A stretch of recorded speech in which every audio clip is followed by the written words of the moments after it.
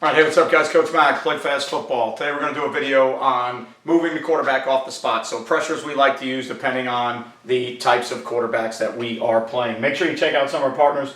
GameStrat, sideline replay system we use at Bishop Kenny High School. I've been using it the last 5 or 6 years. If you're looking for highly reliable, highly affordable, great customer service, check out GameStrat. Dome Hats, a headwear company we use at Bishop Kenny High School. I use them with Play Fast Football. I've used them since I was a head coach at my first high school 15, 16 years ago. Completely customizable. If you want to customize your hat or if you want to have them build a hat for you, all right, they can do it either way. You can build it, they can build it. Stock hats suck. Check out Dome. Baker Sporting Goods company we use for our coaches gear, sideline gear, game night gear, practice gear. Our uniforms are distributed from them. They're in the shoulder pad world now with pro gear stuff, and they're big in the baseball world. They do everything. It's a one-stop shop. Check out Baker Sporting Goods. JustPlayFB, which is the playbook software we use. I use it to draw on Patreon. I use it to diagram things that I need to diagram when I am on my Patreon site, or when we are at school. We use it for our installs, offensive game plan meetings, defensive game plan meetings. So make sure you check out Just Play. DifferenceUSA, the ultimate striking machine. You get thousands of reps without needing a partner. They set up right in your weight room. All right, it's just you and the ultimate striking machine. Don't need to worry about having someone hold a bag, provide leverage. Are they doing a good enough job holding the bag? Are you going to get somebody hurt in a drill? In season, off season, elbows in, thumbs up. You want to strike violently, you've got to practice striking violently. Check out DifferenceUSA. So when you're thinking about pressuring to get a quarterback off the spot, right?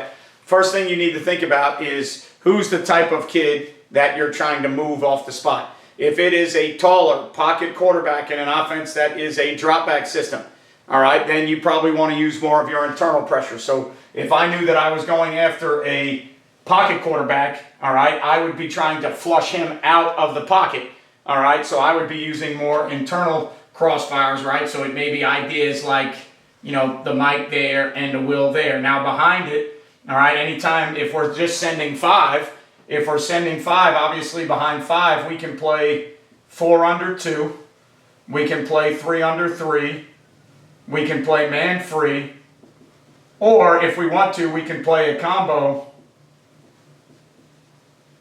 all right, where we match a zone and maybe we play man to the other side, right? So anytime we're sending 5, we can choose to play a couple different things behind it. But one of the things we're going to do is we're probably going to send the pressure, all right, from the interior to try and get his eyes seeing pressure coming from inside, so that if he feels like he wants to move, hopefully we try to get him flushed a little bit and we try to move that pocket. Now, the good pocket quarterbacks will probably find a lane, stay in the pocket, but we want to get him moving, all right? We want to get him to not just be able to stand back there and rip throws on us. So we're probably thinking more interior pressures, right? We'll do the same thing if we want to give him, all right, a little bit different look. We'll do the same thing with the middle safety. All right, so we'll bring the Mike there. The middle safety can go in the front side A-gap. We're trying to use inside pressures, inside movements, because we want to flush that quarterback out of the pocket because he's a drop back kid. Okay, if we wanted to bring 6, right? If we wanted to bring 6, now if it was a right-handed quarterback, now what we can do is we can use maybe some of the same crossfires on the interior, all right? So if he's a right-handed kid, or if the ball, depending on maybe where the hash is, all right, we can leave the end inside, bring the nose, Sam off the edge, and now we can run the crossfire to that side, right? Inside pressure, inside crossfire. Now if we're sending 6 behind it, all right, we're probably going to play some type of man-free peel.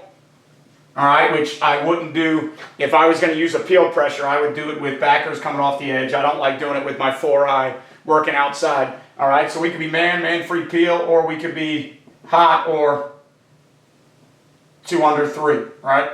Like the hot pressure stuff that has been around the last couple of years. 2 under, 3 deep, vision and break, eyes on the quarterback. Again, we're trying to get the quarterback to move off the spot, and it's a drop back kick. Right, so we're trying to get him to move off the spot as a drop back kid. So we would like his eyes to see a lot of the pressure coming from inside to try and get him to move off that spot.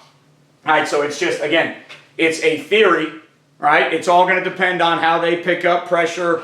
Do we want to check the pressures like with our zone pressure stuff, 4 under, 3 under? We choose that sometimes based on the formation they come out in, right? So sometimes 3 by 1, we'll go with 3 under 3, 2 by 2, or 2 by 1, we'll go with 4 under 2. So the coverage of it is more based on formation or maybe the passing combinations that they're using, okay? But as far as getting, all right, the pressure look for a pocket quarterback is always going to be more inside games, right? However you want to run those games, okay? Sometimes like in third down stuff, you can get the game coming back inside.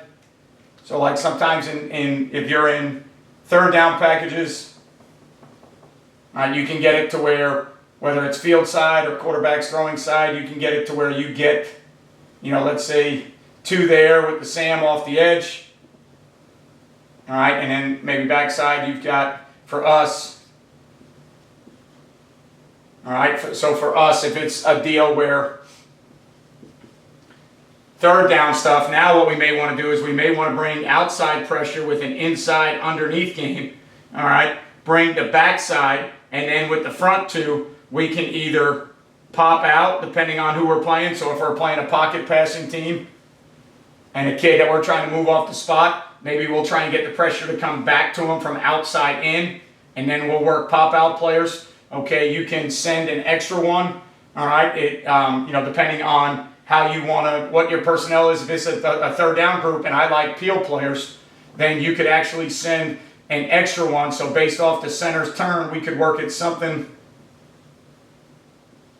like this, and based off the center slide, we can pop one low hole, play the middle safety high hole, and now we're playing like one lurk, or however you want to look at that. We're playing underneath, high player, man-to-man, and we'll peel the guys on the edge if it's a third down look, right? So there's different ways from different packages that you can move a quarterback off the spot. But the bottom line is, if it's a pocket guy, we always want the pressures to be working back through the interior because we want to get him out of the pocket. Now, if you're playing a more athletic sprint-out type kid, right? So, teams that like to move the pocket a bunch on you, maybe sprints, boots, whatever it may be. If we're playing a team like that, now our pressures are going to be more geared towards getting, all right, let's just say, for us, we're trying to get pressures that are coming from the edge a little bit more. So I would try and get 2 off the front side edge, all right, if I was dealing with a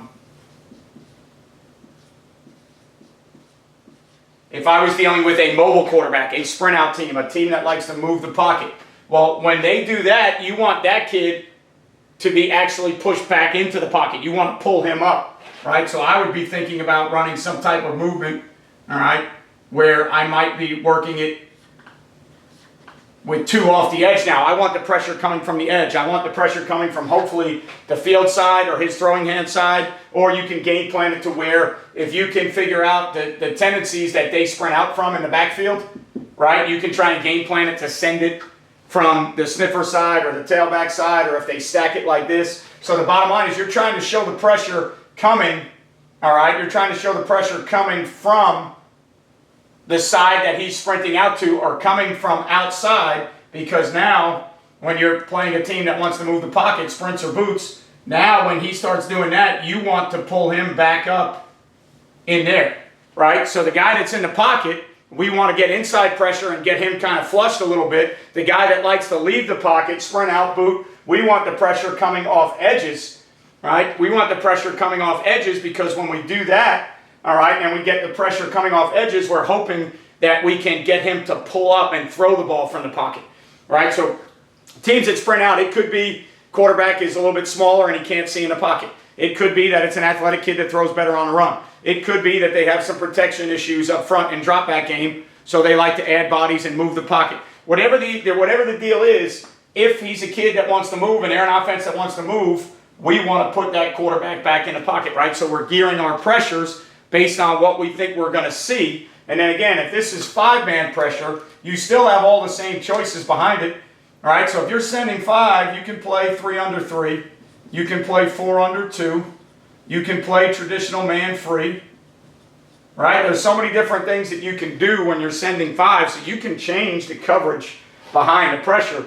But the idea is, based on the quarterback, who it is and where the launch point is, if we want the launch point changed, we've got to dial up our pressures according to where we want that ball to be launched from.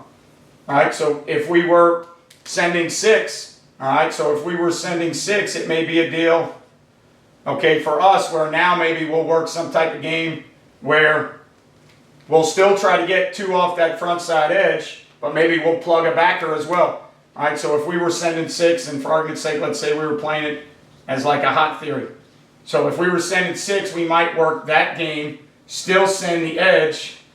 Okay, sometimes we'll switch the edge. Sometimes we'll take a later guy, and we'll say, all right, the first guy off the edge is the under guy, and the second guy is the up the field guy. And now we're going to play vision and break, all right, and some type of third theory behind it, hot thirds. So now even if we're going to bring 6, we're trying to bring 6 from a throwing side, field side, formation side that leads us to believe that maybe we get sprints or boots. The great thing about 2 off the edge is if you get boots, here's a chase player, here's a pull-up player, right? So now if you were getting bootleg game, you can go ahead and get aggressive and get under. You don't have to worry about the boot coming back because you always have a pull-up contain guy when you're sending 2 off of that edge.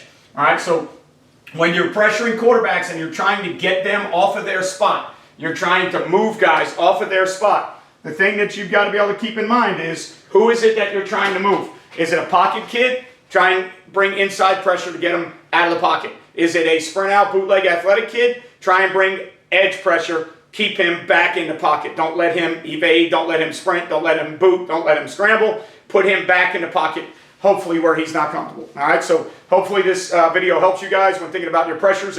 Again, these pressures could be based on who the quarterback is, what spot you're trying to move, where's his launch point, where does he like to throw the ball from, how are we getting that launch point to try and move. They could be formation-based. The coverages behind it could be based on the route combinations that you're seeing. All right, but you have plenty of choices behind those pressures, and then you have choices to pressure from inside out or outside in. All right, I hope this video helps you guys. If it's a Friday that you play games on, like it is for us tonight, good luck to everybody out there. I hope the weather's good. I hope everybody's healthy. I hope you guys all get a win. Unless you're playing against us tonight, then that's the week that I will root against you. Remember, click that subscribe button, all right, and make sure that you become a subscriber. Ring that bell, turn the notifications on. You'll know every time we do a video or every time we go on YouTube Live. Thumbs up, thumbs down if you like the content. Don't like the content, as always, leave me a comment. If you want to leave a comment, I will respond to every comment that I can see on my end. All right, I'm still offering up the Type 3 High Split Field Blitz Family Clinics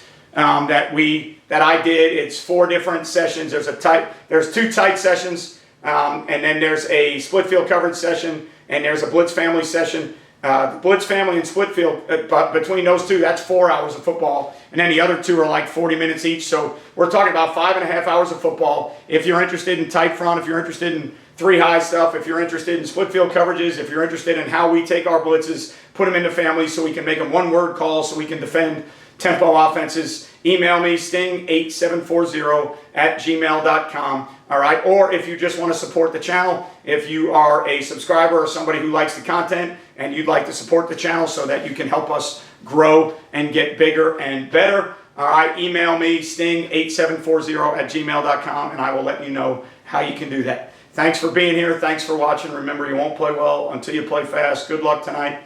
See you next time.